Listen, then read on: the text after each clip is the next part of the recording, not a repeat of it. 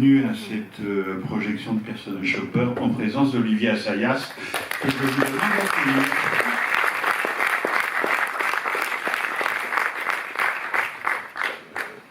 Olivier, le film est de 2017. C'est ta seconde collaboration avec Kirsten Stewart, avec qui tu prononces le nom, avec qui tu venais de tourner Sils Maria, avec également Juliette Binoche.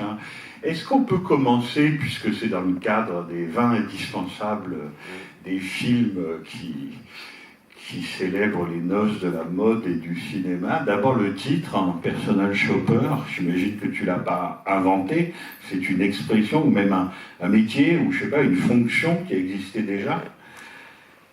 Oui. Enfin, c'est toujours compliqué la genèse des films.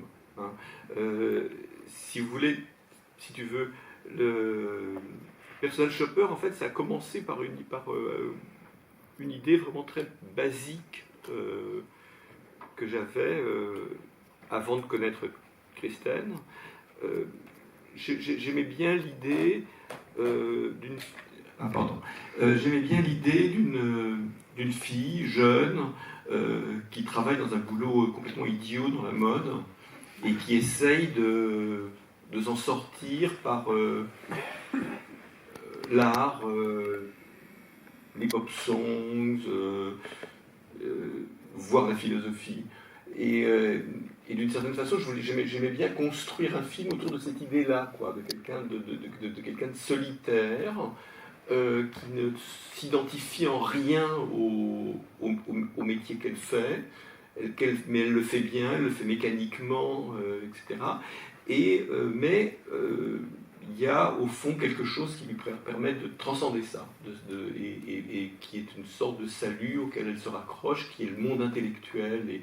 Et j'y pensais à un moment donné, qui ressemble d'ailleurs beaucoup à aujourd'hui, où ce qui a à voir avec l'intellectuel est considéré comme méprisable, pas utile, pas important, etc. Et j'aimais bien l'idée de faire un film qui remettrait cette question-là au centre. Et d'ailleurs, peut-être que je finirai par le faire, j'en sais rien, parce que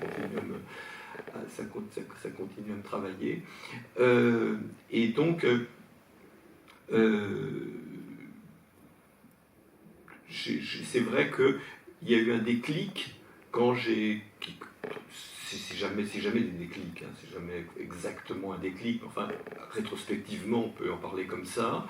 Quand effectivement, j'ai vu que ce métier existait, le métier que des gens qui, du fait de leur métier, sont en représentation, sont constamment en représentation et n'ont pas le temps matériel d'aller faire les courses, d'aller faire les salles, d'aller faire etc., et de réfléchir qu'ils doivent se changer 3 fois dans la journée et qu'ils doivent trouver une façon que la mode justement n'occupe pas tout leur temps. Et bien ils engagent une assistante qui réunit des fringues et ensuite ça leur permet de choisir elles-mêmes d'ailleurs plus ou moins comment elles agencent leurs vêtements, comment elles s'habillent et donc comment elles se représentent pour une avant-première, pour une émission de télévision, pour un photoshoot, ce qu'on voudra. Et je me suis dit, bon, au fond c'est un métier d'aller chercher des fringues, après tout. C'est pas un métier si déshonorant que ça, ni si inintéressant que ça. J'ai toujours pensé qu'il y avait, enfin moi je pense qu'on en parlera peut-être un petit peu plus, j'ai toujours pensé qu'il y avait un rapport quand même très proche entre la mode et l'art. C'est quelque chose d'autant plus inscrit en moi que ma mère était styliste. À l'époque, les stylistes n'étaient pas des stars. Enfin, néanmoins, aujourd'hui, ma mère aurait été une star. Elle était une sorte de star dans son monde à l'époque, mais enfin en tout cas elle m'a appris que la mode était un art, donc d'une certaine façon le métier que faisait le personnage de système dans le film, finit par être un personnage un tout petit peu plus impliqué que ce que j'aurais, que ce que j'imaginais initialement. À part qu'elle n'est pas styliste, c'est-à-dire qu'elle, comme tu le dis plus tôt, elle est plutôt une assistante très spécialisée, oui, quelqu'un finalement d'assez invisible, enfin, est considérée comme quantité négligeable, enfin, elle n'est pas du tout quelqu'un qui rayonne dans ce métier-là. Ah bah tout est vu du point de vue du bas, quoi. Oui, c'est ça. Elle contribue très modestement à la création d'un monde de la représentation auquel elle n'a certainement pas accès, qui est bien au-delà d'elle. Ça faisait partie du film, et j'aimais bien l'idée justement que ce monde-là soit une sorte d'empyrée, invisible, inaccessible, une sorte de lieu magique, de Valhalla, du contemporain, etc. Mais moi, ce qui m'intéressait, c'était plutôt ce qu'il y avait en bas, ce qu'il y avait en dessous, et ce qui rampait un peu en dessous, quoi. Et quand on dit mode et cinéma, donc là, effectivement, c'est la programmation, enfin le titre de notre programmation, mais effectivement, est-ce que toi, tu penses qu'il y a des liens évidents, c'est-à-dire que c'est des choses qui ont partie liées quand même depuis assez longtemps. Disons que oui, enfin, la question, il me semble, est de... J'y réponds presque sans réfléchir, elle est parfaitement évidente. C'est un personnage se construit à travers ses vêtements. C'est pas uniquement l'acteur qui ne vient pas juste avec son visage, il vient avec une transformation de lui-même qui est déterminée par la façon dont on s'habille. Moi, je fais partie des gens qui considèrent que dans la vie de beaucoup de gens, le principal acte artistique, c'est le matin quand ils s'habillent. Et ça peut être défendu, il me semble, comme ça en tant que tel. Mais un personnage s'invente à travers un vêtement. Je veux dire, c'est quelque chose qui existe dans tout le cinéma, et après, il n'y a pas besoin d'aller chercher les très grands artistes du cinéma, comme Antonioni ou comme Alfred Hitchcock, chez qui la question de la mode est essentielle. Enfin, je veux dire, il y a clairement... Moi, je crois que c'est très frappant chez Hitchcock, à quel point Hitchcock s'intéresse à la mode. Pourquoi il s'intéresse à la mode? Parce qu'il s'intéresse au sexe, et qu'il y a quelque chose de fétichiste et de sexuel dans la façon dont il traite la mode, dont il traite la dimension vestimentaire de ces personnages. Moi, je me rends compte que dans les films que je fais, je laisse les acteurs inventer leurs personnages à travers les vêtements. C'est-à-dire que ils font des essayages. Moi, en général, j'y vais pas. Je regarde les photos avec Jürgen Döring, qui depuis déjà quelques années fait les costumes de mes films. On regarde les photos, je dis ça oui, ça non, ça pas du tout, ça c'est la bonne direction, etc. Mais chaque fois, ce sont des propositions de Jürgen ayant travaillé avec le comédien ou la comédienne. Donc je pousse un peu dans une direction, mais dans une direction qui m'a été suggérée. Et ensuite, je vois les comédiens au jour le jour, le matin, je vois les costumes, et je leur dis, ah bah tiens, zut, ça marche pas, quoi. Ça semblait marcher, mais en fait ça marche pas du tout, il faut changer, quoi. On va changer, et change. Et à ce moment-là, c'est assez, pour moi j'aime bien, parce que en réalité, Jürgen, ou n'importe quel autre créateur de costumes, a des portants avec un paquet de fringues. Je dis, essayons, moi je peux dire essayons ça, comme au mixage, je peux dire tiens, ce son c'est pas mal, essayons de voir ce que ça donne si on regarde en arrière-plan. Donc c'est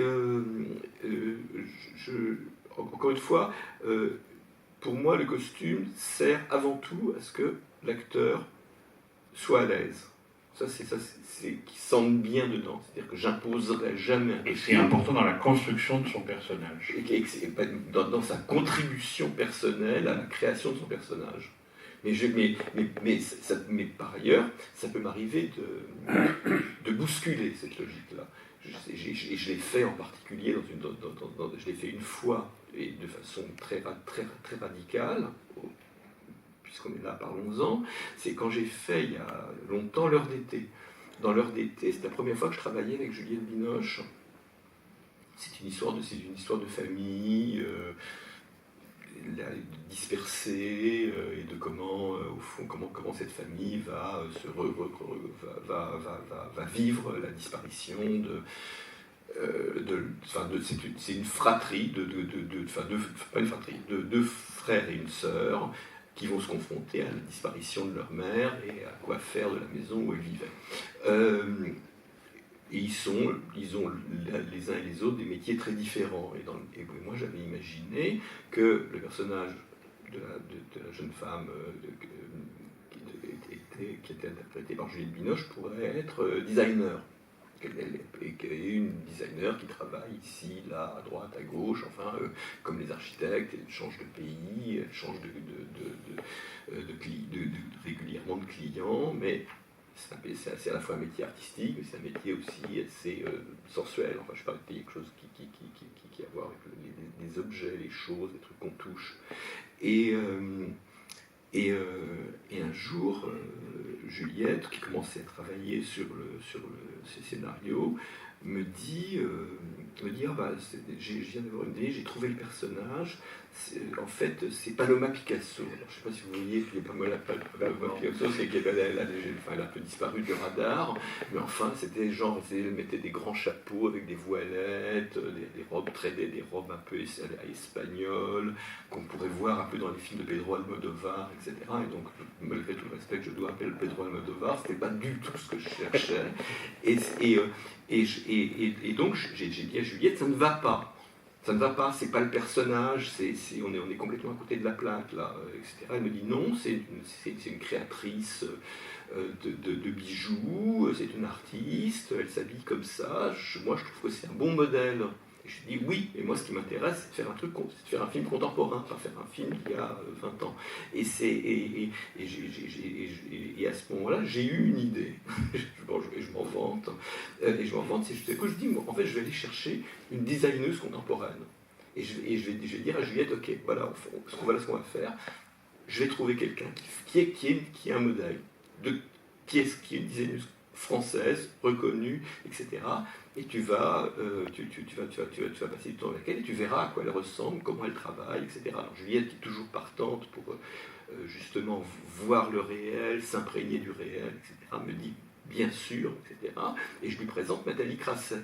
Nathalie Crasset, c'est genre c'est blanc, une petite tache de couleur, c'est graphique, c'est tiré au cordeau, etc.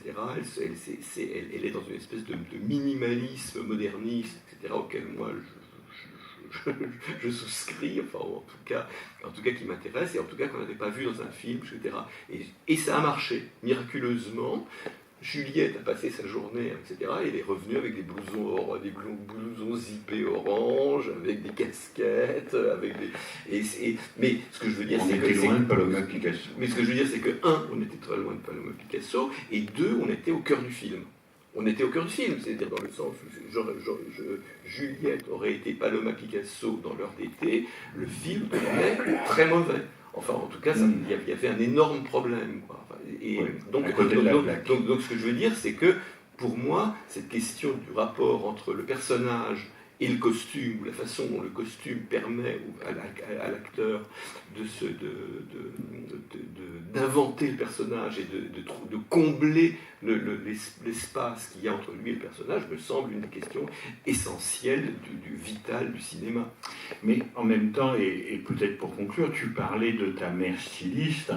Il ne faut pas croire, et on ne vous dira rien de l'histoire naturellement, mais comme souvent chez toi, c'est une histoire d'identité, une histoire de transmission, une histoire des gens qui sont là ou qui ne sont pas là, mais qui nous agitent nous. La mode, et le monde de la mode, et même l'industrie de la mode, est plus un arrière-plan, disons. Oui, c'est là où elle travaille, c'est là où elle... Voilà. Est-ce que ça t'intéresse? C'est-à-dire, je sais pas, est-ce que tu lis des histoires de mode quand on nous raconte dans des livres très bien faits d'ailleurs, les rivalités entre Lagerfeld et Saint-Laurent? Oui, est-ce que ce monde-là t'intéresse? D'abord, c'est le livre. Comment ça s'appelle, Wonderful People, quelque chose comme ça. En tout cas, c'est un très bon livre.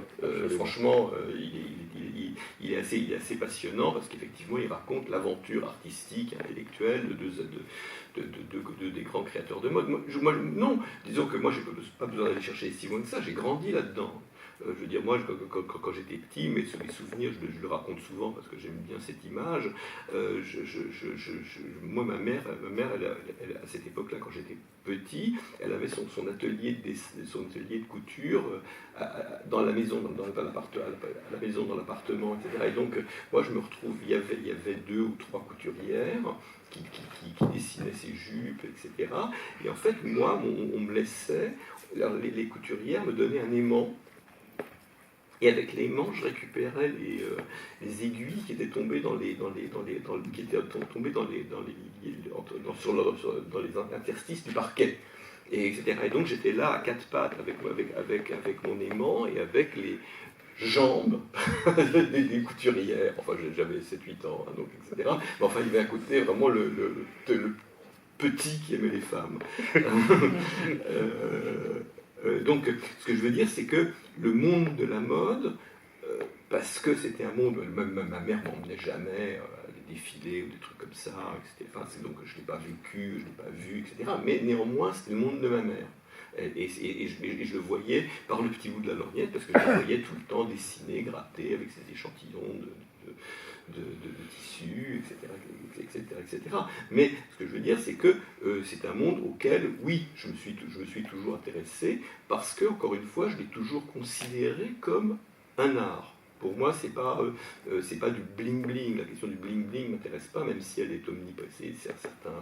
Certaines maisons font beaucoup de bling-bling, et c'est très difficile. Enfin, moi, j'ai du mal à y adhérer. Mais aujourd'hui, il y a plein de grands créateurs, de grands stylistes, y compris français, qui, pour moi, sont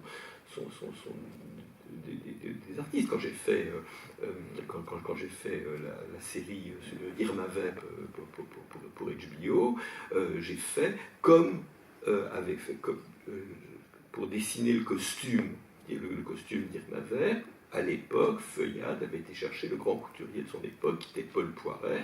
Moi, je suis allé chercher pour Musidora. Pour habiller Musidora, ou c'est Musidora d'ailleurs qui l'a amené, parce que je pense que Feuillade s'intéressait moyennement à la mode. Et de la même manière, moi je suis allé chercher Nicolas Guesquière, qui dessine pour Vuitton, parce que j'ai beaucoup d'admiration pour son travail, et que je voulais qu'il y ait quelqu'un qui ait cette singularité-là, et cette puissance artistique là, au service de la création, de la réinvention du personnage d'Irma Vep. Et en même temps, pour qu'on y croit suffisamment, pour Personal Shopper, tu as travaillé avec Chanel. Enfin, il y a eu la collaboration de Chanel pour que cet univers, justement, soit crédible. Enfin, écoute, d'une certaine façon, ce qui est compliqué, c'est que, d'abord, tourner dans une maison de mode, c'est très cher et compliqué. Donc, d'une certaine façon, il vaut mieux commencer par avoir un rapport privilégié avec quelqu'un, parce que sinon, ça ne se fera jamais. Moi, je me suis retrouvé, par exemple, justement, par Personal Shopper, a été tourné en partie en Tchéquie. Très mauvais souvenir. Enfin, en tout cas pour moi, je n'ai pas aimé la Tchéquie. On avait fait à Paris l'essentiel des plans qui concernaient la mode, mais il y en avait un à faire en Tchéquie. C'était vraiment la croix et la bannière pour arriver à recréer quelque chose d'à peu près crédible. Donc effectivement, on a été obligé de se baser sur des lieux existants, avec des vêtements existants, et donc en faisant une sorte d'alliance avec la maison Chanel qui nous ont soutenus, parce que Kristen Stewart, comme toutes les comédiennes aujourd'hui, est une égérie de Chanel, et que Karl Lagerfeld avait vu Carlos, que j'avais fait longtemps, enfin déjà un certain temps auparavant, avait beaucoup aimé, et donc avait donné une sorte de feu vert au fait de pouvoir nous aider, nous autoriser à tourner dans des lieux de Chanel. Donc on avait une sorte de conjonction des planètes qui fait que ce film, qui aurait dû coûter, on avait très peu d'argent, hein, moi c'est comme d'habitude, hein, il y a zéro argent français ou très peu, c'est vraiment, etc. Donc moi ce que j'ai appris à faire avec mes films vus, dès que j'avais pas financé en général, c'est à faire des films qui ont l'air plus chers qu'ils n'ont, etc. Et donc là en l'occurrence, la mode et Chanel m'ont aidé à donner au film un peu plus de, disons c'est-à-dire que ça donnait un peu plus de production value que le budget autorisé. Non, mais de véracité. Et de crédibilité. De crédibilité. Ouais. Je veux dire, après moi, encore une fois, parce que c'est un monde dont je suis familier, que souvent quand je vois au cinéma des représentations du monde de la mode caricaturale, ça me fait et là justement, et cette fois-ci, ce sera vraiment ma dernière question, mais comme je te l'aurais posée en partant, je préfère te la poser devant tout le monde.